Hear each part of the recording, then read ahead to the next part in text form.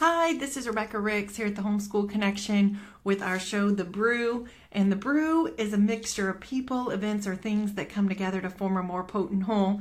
So hopefully we'll help to get today, make your whole a whole lot better.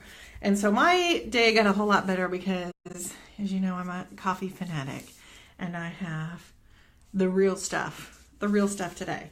So I tried something new because I felt like living on the edge. Also, they were out of my favorite thing in the whole world is chestnut praline. So I have a blonde latte with toffee nut syrup. It's really good. It's really good. So if you're looking for something, and the blonde is like strong coffee, but not quite as bitter. If you like strong coffee, but you don't like the bitter in it, it's really good. It's the first time I've ever tried blonde roast.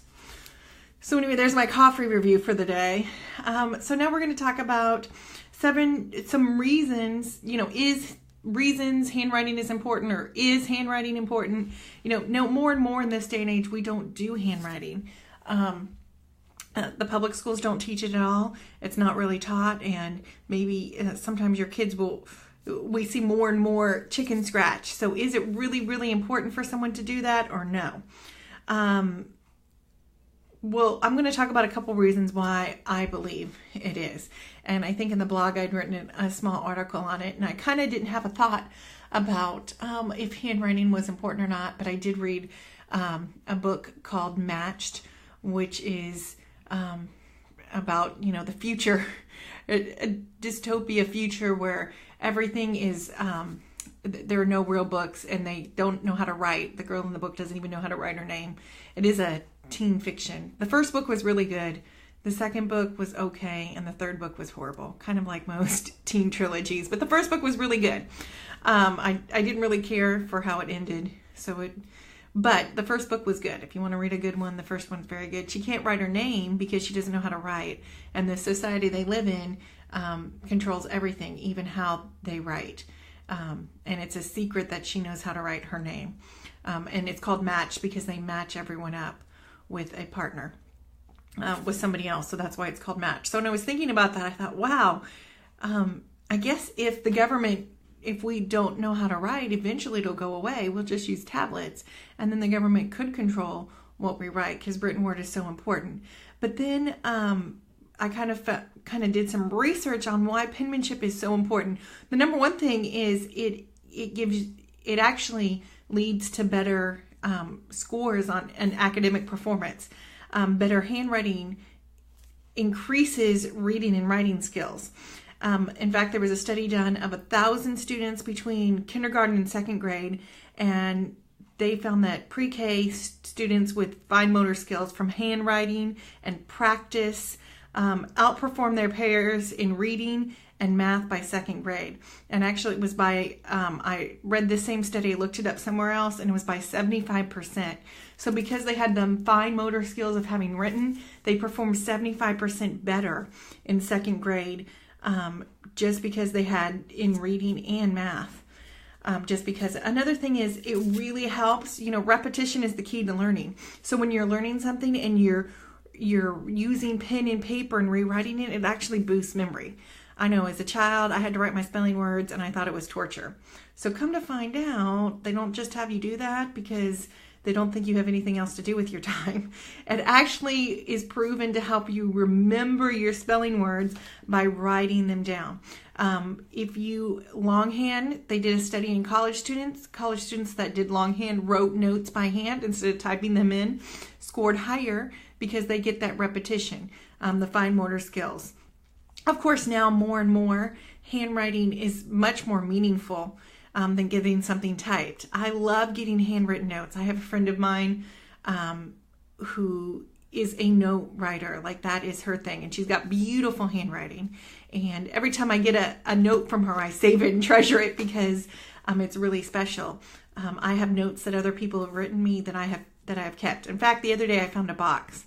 I know, don't judge me. And it had cards that I had kept through the years that people had given to me. And I had one that I hold as very near and dear. When I was in kindergarten, Mrs. Freeman was my Sunday school teacher in kindergarten. And she she wrote me a note. She mailed it to the house, and I still had that. I remember as a child that made such a huge impression that my Sunday school teacher cared enough to send me a note. So it does make things more meaningful. In this digital world, writing is part of our daily lives. Every single day, we're going to write something down. So even another reason is it really is part of our daily life. Another thing that helps us academically is handwriting helps you focus better. A lot of times it doesn't show up on formal tests since most of our tests and assessments are going to digital, but fine motor skills, especially that we do our through handwriting, so it gives better attention, better ability to focus. The longer a child can sit and write, the longer it'll show how much focus they have to do harder things as they get older. So it's very important as a young student. Now, it's also important to note that it doesn't just the research shows that handwriting isn't just important for elementary students. It actually comes beyond elementary. In college students that handwrite can focus more. So I think that handwriting is very, very important. I even now there are some companies, I really, really highly recommend Rebekah, and I highly recommend that you do their cursive starting in K4. Here's why. I know that sounds crazy, but curves are easier to write than sticks and than manuscript. I'm left-handed, and it is really hard for me to do the straight up and down, really hard. But a curve, I enjoyed that. Also, when you've handwritten, I've noticed kids get a great sense of accomplishment. You can't be good at everything. Unfortunately, you can't be good at everything. I would like to be good at everything, but, some things just aren't my thing. Like sports, running, anything physical. A lot of things aren't my thing. I can't even really type that fast.